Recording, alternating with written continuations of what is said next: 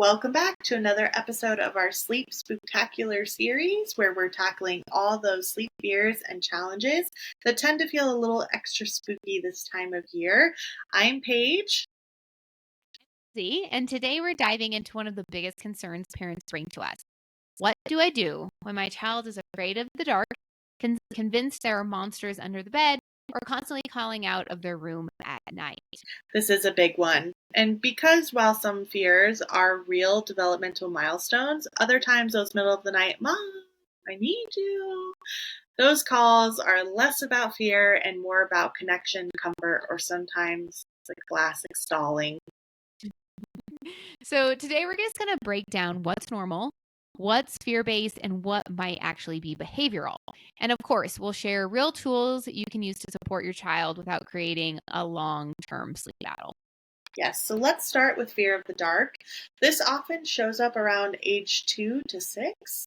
When a child's imagination is exploding, they suddenly realize the world has unknowns and darkness can feel really scary. Yes, and fears like monsters under the bed or shadows on the wall are really just their brains trying to make sense of that imagination. And it's 100% developmentally appropriate. Yeah, absolutely. And a few strategies that we recommend around fear of the dark is you can use a warm, small nightlight. You want to avoid those cool tones like white, blue, things like that. We personally prefer something like the Hatch or a similar product that you can control and customize to your kid.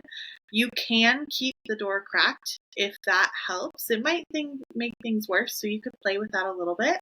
You can reassure them with those predictable bedtime routines and remind them in their body that they feel safe, right? Grounded, regulated predictability. You also want to validate the fear and you don't want to dismiss it. You want to keep it light and in control, right? So I hear you're feeling scared. Let's get tucked in bed. You're safe. I'm always here if you need me, right? I'm validating the emotion that they're feeling. I'm not dismissing it, but I'm not taking them to look under the bed. I'm not making monster spray, right? Yeah, absolutely. Because you want to avoid things like checking the closet every night for monsters, because what that does is reinforce the idea that the monsters might actually be there Yep. versus just dismissing that altogether. Mm-hmm. So, luckily in our family, we haven't run into too many instances Yeah. where we've had nightmares or we have fears. Again, I think that has to do with the fact that from a very early age, we have just been doing the same routines. They feel safe and secure in their bed. Mm-hmm. And so, because of that, rarely some of the things happen. But of course, I think all kids are influenced by other kids. And so, when your kid goes to school, all of a sudden they're hearing things that their friends say, and that might come home. And so, there has been a couple instances where Riley may say to me, "Well, Mom, I'm feeling scared." And again, what we do is we talk about it's valid, right? We all have feelings. Every feeling is a valid feeling. Yeah. Of course, you can feel scared, but let's talk a little bit about that. What is this that you are scared of, and is that a real thing or is that not? Right? So, Mm-hmm. typically, a monster in my closet. I understand you're feeling scared. Monsters aren't real. That's not there. Let's just continue on getting tucked up and getting sleep. And if you do need something, hold on to your very dear lovey that you have. You feel safe and secure with that. Yep. So just kind of moving through it in that kind of Absolutely. fashion has worked for us. Mm-hmm. I would agree with you. And so let's talk a little bit about those mom. Yeah. The call outs, right? Parents will tell us every night my child needs one more drink, one more Mhm. hug, an outfit change. They want the opposite parent. I mean, you name it.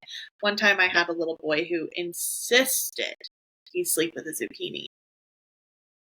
Don't know Okay. how that, yeah. Needless to say, we put the zucchinis back in the refrigerator. But yeah, that was an interesting one. Never heard that one before.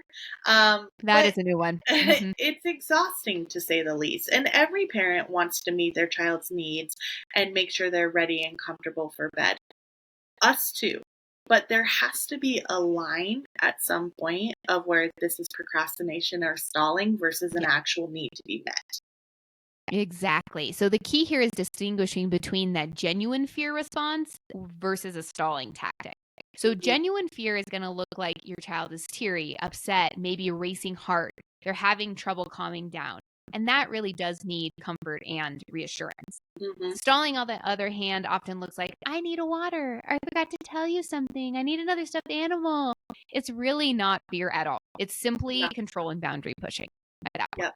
And also too, if they they can be really good at forcing that overreaction, the tears, the shaky Mhm. voice, whatever it is. And as soon as you give it to them, they're like, thanks so much. They're not dysregulated, right? Like No. it's not quick like that. So how do we respond? One, with real fears, we want to acknowledge the emotion that they're feeling, validate, and then we comfort, and then we keep it moving. We tuck them into bed, we say our same phrasing, and we leave, right? Mhm. If you decide to lay in bed with them, do one more book, change the water, they're going to learn, haha, that worked tonight. I'm going to do it again another hour. I'll give it another shot. What else can I Yep. get, right? With the stalling, you want to keep your responses short, calm, neutral, and then consistent. A simple, it's bedtime, I'll see you in the morning, and walk away. Another one that we use is your light is red, it's time for bed. Good night. Another one Mhm. that can help a lot is giving them direction for what they should be doing. So calm body, closed eyes, quiet mouth, good night. Leave the room, close the door. Those all can help as well. With Yep. our toddlers, we both have several cases of where we've seen all of these tactics take place. And usually it's 3 to 4 nights of rewiring those neural connections to your light is red, it's time for bed, setting the boundary and being consistent. Mhm. And it's like magic. They stop coming out, they stop stalling, and now the child actually feels comfortable in their sleep environment. So it is possible. Even if you're saying, not my kid, try it. They might be able to do it faster than you think. Exactly. I always tell my clients it's our kids' job to push the boundaries and it's our job to hold them. So that's simply what this is about taking back the boundary and being clear with your expectations and holding your children accountable to those. The worst thing that you can do, and what we see a lot of parents do, is start negotiating and talking a lot. And that's literally the opposite of what is helpful in these situations. As Paige said, you want to be short, you want to be clear, and you want to get out of there. And Mm-hmm. oftentimes you do that for a few nights, like you said, and you're off to the races Yep. for sure. Yep. Yep. So let's talk some practical tools for parents here. Number one, tips for the fear of the dark and the monsters. Create a calming bedtime ritual with just dim lights. That's really helpful. Use a nighttime kit, like a flashlight, a favorite stuff. No, I don't like that at all. Nope. I was reading it and I was like, that's freaking wrong. Um, it could just be I'll use do the lovey. yeah, that's what I was going to put instead. Mhm. Yeah. So let's get into some simple tools parents can use starting tonight. So, tips for fear of the dark and monsters. First, again, like we said, validate all feelings. Very important. Create a calming bedtime ritual with dim lights and ensure that during those rituals you're having good quality connection time. That's the other thing about this. Connect with your children during your routine. That's going to help make them feel safe and secure as they go into bed. And then lastly, we love offering some type of a stuffy or a lovey or an attachment item that your child can hold on to that makes them, again, feel safe and secure. So, for tips for calling out and stalling, we're going to build in a last call routine. Okay. As part of the routine, I always love to say, we are going to do a bathroom break. We're going to have a drink of water. We're going to have our hugs. Like, it's going to happen during that routine. And after that, we're not doing any more extras. If your child is in a phase, especially with the potty training kiddos, they get very, very in tune to using that as an excuse to get out of bed. Hey, I got to go potty. And guess what? When you're in the middle of training, the last thing you want to do is to tell your child no, and they have an accident. And here we're setting ourselves back. It creates a lot of like in your parent's mind of what do I do? What do I do? It So can in be those confusing. instances, very confusing. And they're so smart that they even know that this is a perfect excuse to suddenly start throwing at you. Yep. So in those instances, I do sometimes say, let's do a bathroom pass, right? Your child can have a bathroom pass. If they need to go up and go potty, they use that pass. But once that's done, it's time for bed, right? And you'll quickly figure out if they really need to go or not. And then, of course, stay consistent. So if every extra request gets that same calm, brief response, then eventually they're just going to settle into what is and not continue to ask for all of those extras. And as Lindsey said earlier, kids' job is to test boundaries and our job is to hold them. So be consistent with that as much as you can, and they will follow through. That little guy who slept with the zucchini, this was a while ago. He's probably 6 or 7 at this point.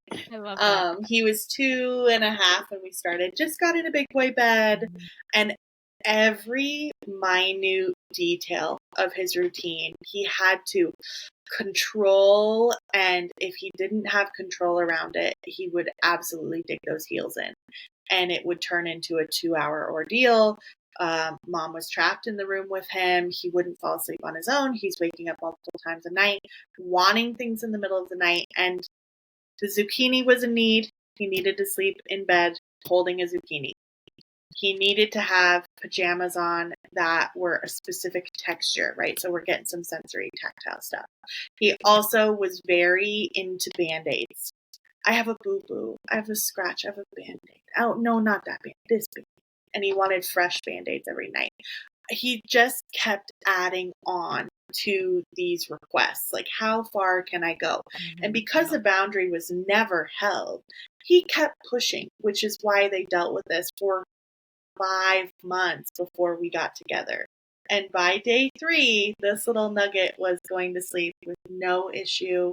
Mom was able to bow out of the room after he fell asleep. We were doing a half-an-hour routine. Band-Aids were eliminated. The zucchini was restocked to the fridge. She could stop For buying lunchtime weekly tomorrow. zucchinis. And this kid was comfortable and confident, and his anxiety and his stress and his fears all went away because the parents finally chose to hold those boundaries. It's incredible what you do. And it feels really hard, and it feels really scary when you're like, is this okay for my kid? Is this what I'm supposed to be doing? The answer is yes. Yes, Yeah, it is. absolutely. You can do it. It is. Yeah. So to wrap up, fear of the dark and monsters, they're real. It's normal, but it's also temporary, right? Stalling tactics are also normal, very, very normal. We all hear them, but they do require clear boundaries to overcome. And parents, you can handle both of these with confidence. Yeah.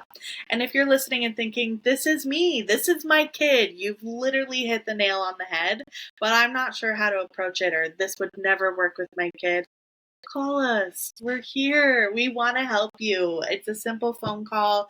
We're happy to hop on. Our whole team is available. So reach out, DM, email, whatever you need. And you can watch more episodes of our podcast, or you can join our membership. But start with liking, subscribing, and following. Get in our community and let us help you help them. Yeah, so thanks for joining us for our Sleep Spooktacular series. And don't miss our next episode. We'll be talking about how to manage Halloween and bedtime routines, which is also always a tricky one. So see you then. Sleep tight.